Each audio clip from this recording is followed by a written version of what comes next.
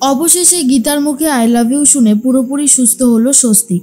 সম্পূর্ণ জানতে ভিডিওটিতে একটি লাইক করে প্রথম থেকেই দেখতে থাকো।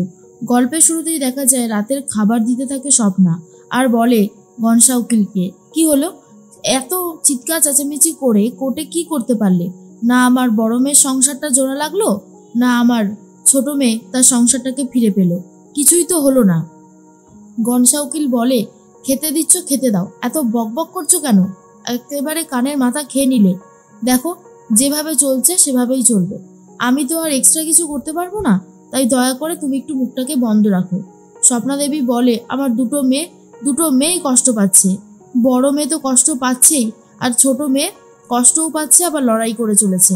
আমার আর ভালো লাগছে না, কবে যে এই সব কিছু সুরাহা হবে কে জানে, তার আগে আমি বেঁচে থাকলে হয়। আর তখন গীতা বলে, কি বলতে চাইছো তুমি, কি বলতে চাইছো, এই সমস্ত কথা কেন বলছো?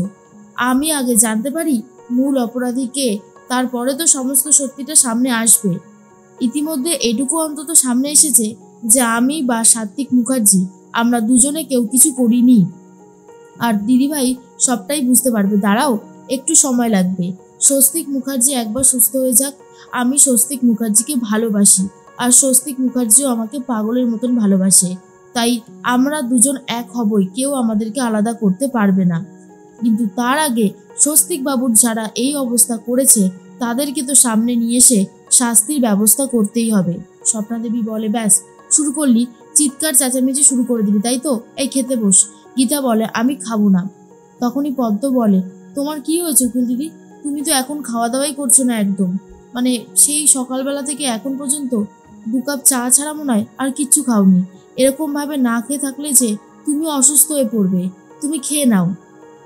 কিন্তু গীতা একদমই খেতে চায় না আর বলে, বললাম তো আমি খাবো না, তোমরা খেয়ে নাও, আমার ভালো লাগছে না। স্বপ্না দেবী বলে, কেন ভালো লাগছে না? খাবার খেতে আবার ভালো লাগে না এমন কেউ আছে নাকি? তাড়াতাড়ি আয়, বসে পড়। এরপর সাত্বিক মুখার্জি নিজের খাবার ছেড়ে উঠে পড়ে আর বলে, আমার ভালো লাগছে না খেতে, আমি আর এই বাড়িতে থাকবো না, এখান থেকে চলে যাব। তখনই গীতা বলে, চুপচাপ খেতে বসুন, আমি খুব ভালো মতনই বুঝতে পেরেছি আপনি এই কথাটা কেন বলছেন, আর সব থেকে বড় কথা, আমি আমার ভালোবাসার কথা বলেছি, আপনার তো গায়ে লাগার এত কথা না, আপনি খেতে বসুন, আপনাকে কোথাও যেতে হবে না। এই বলেই গীতা ভেতরে চলে যায়। কনসা উকিল বলে, কবে যে সব ঠিকঠাক হবে সত্যি আর পারা যাচ্ছে না। অন্যদিকে কিরণকান্তি 50 লাখ টাকা তুলে দেয় ভজনের হাতে আর বলে, নাও, অগ্নিজিৎ মুখার্জিকে দিয়ে দেবে। আশা করি এর আগে অগ্নিজিৎ মুখার্জি কোনো কেস লড়বার জন্য এতগুলো টাকা পায়নি যেটা উনি আমার থেকে পাচ্ছে। এরপরেই ভজন তখন বলে, স্যারের তো কোয়ালিটি আছে তাই না, স্যার যেভাবে কেসটা লড়ছে কৃপানকে ঠিক ছাড়াবেই। তখন কিরণকান্তি বলে, আমিও তো সেটাই চাইছি, আমার ছেলেকে উচ্চ আদালতে নিয়ে গিয়ে ছাড়িয়ে নিয়ে আসুক, কারণ আমার ছেলে এই শাস্তিটা ডিজার্ভ করে না। আর আমি অগ্নিজিৎ মুখার্জিকে এর আগেও অনেক টাকা দিয়েছি, আবারও টাকা দিচ্ছি, আমি আর সহ্য করতে পারছি না। তার মধ্যেই ভজন তখন বলে, বললাম তো স্যার সব কিছু সামলে নেবে, তবে হ্যাঁ ওই মেয়েটা, ওই গীতা, ওর ক্ষমতাও কিছু কম না, তাই বলছি দয়া করে আপনি একটু শান্ত থাকুন, এই স্টেপে কোনো ভুল করা যাবে না।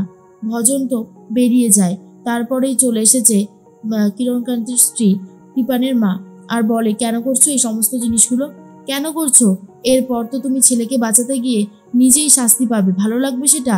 ওই ওই গীতা, ওই মেয়েটা সাংঘাতিক, ওর সাংঘাতিক বুদ্ধি আছে, সেটা কি তুমি অস্বীকার করতে পারবে? কিরণকান্তি বলে, এই শোনো, তোমাকে না এসব নিয়ে ভাবতে হবে না, তুমি বড্ড বেশি কথা বলো যার জন্য আমার ভালো লাগে না, একদম এই সমস্তর মধ্যে তুমি আসবে না।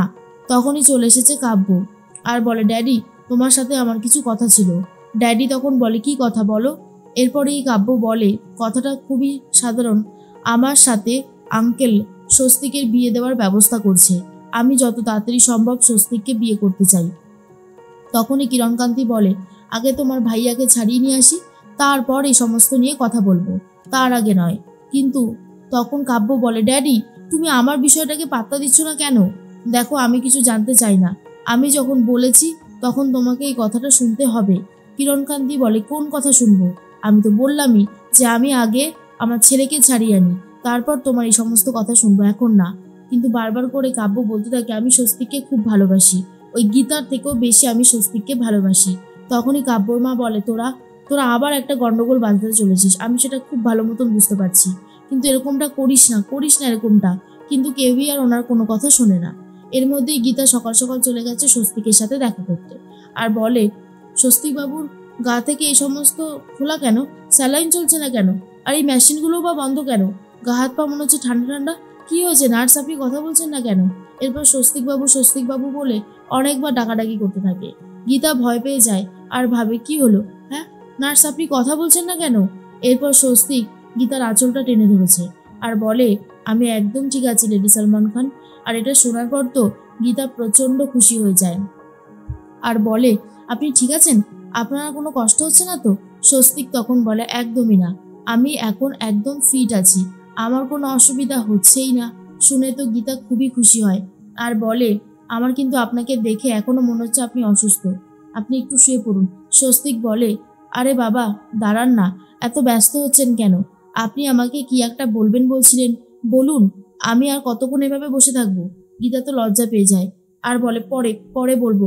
কিন্তু স্বস্তিক তখন বলে, না এখনই বলতে হবে, আমি সেই কথাটা শোনার জন্য অপেক্ষা করছি, আপনি বলুন, আমি যেমন বলেছিলাম আপনিও তেমন বলুন, নাহলে হবে না কিন্তু। তখনই গীতা বলে, বলবো, আপনি তো সবার সামনে চিৎকার করে বলেছিলেন, আমিও সবার সামনে চিৎকার করেই বলবো। কিন্তু স্বস্তিক বলে, আগে আমাকে তো এখন বলুন, তারপর পরেরটা পরে দেখা যাবে। এরপর গীতা স্বস্তিকের কানের কাছে গিয়ে বলে, আমি আপনাকে খুব ভালোবাসি স্বস্তিক বাবু, আই লাভ ইউ। আর শুনে খুব খুশি হয় স্বস্তিক আর বলে, যেটুকু শরীর খারাপ ছিল সবটাই এখন সরে গেল। দরজার ফাঁকা থেকে দেখতে থাকে সাত্বিক আর দেখে খুব কষ্ট পায় যে তার ভালোবাসার মানুষ গীতা ভালোবেসে ফেলেছে স্বস্তিককে। তাই গীতা আর স্বস্তিকের মধ্যে সাত্বিক ঢুকতে চায় না। এর মধ্যেই সাত্বিক বলে, আমাকে যত তাড়াতাড়ি সম্ভব চলে যেতে হবে। স্বস্তিক বলে, জানেন তো আমার বাড়ির পেছন দিকে একটা ফুল গাছ ছিল, কৃষ্ণচূড়া, আর সেই ফুল গাছটার কত ফুল মাটিতে পড়ে থাকতো, আর আমি সেই ফুলগুলো নিতাম, হাতে ধরতো না, কিছুটা মাটিতে পড়েও যেত, আবার নিতাম। তাই আজকে সেই কথাগুলো খুব মনে পড়ে যাচ্ছে। আমার ভালোবাসার মানুষ এত এত ভালোবাসা দিয়েছে আমাকে যে আমার মানে এত পৃথিবীর সুখী মানুষ মনে হচ্ছে।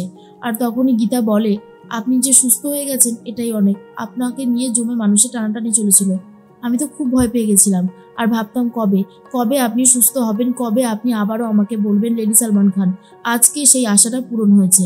এরপরই নার্স এসে বলে, আপনি সত্যি খুব লাকি যে এরকম একজন মানুষের ভালোবাসা পেয়েছেন, উনি শুধু আপনার নামটাই জপ করে। আর এই গীতাই এই নামটাই যেন ওনার কাছে একটা বড় ওষুধ হয়ে দাঁড়িয়েছিল। উনি তার জন্য অনেক তাড়াতাড়ি সুস্থ হয়েছেন, সে কথা অস্বীকার করি কি করে, ডাক্তারবাবু নিজেই বলেছে। আপনারা কথা বলুন, আমি যাই। এরপরে গীতা তখন খুব খুশি আর স্বস্তিক তখন নিজেও খুব খুশি হয়েছে, অবশেষে স্বস্তিক সুস্থ হয়ে গেছে।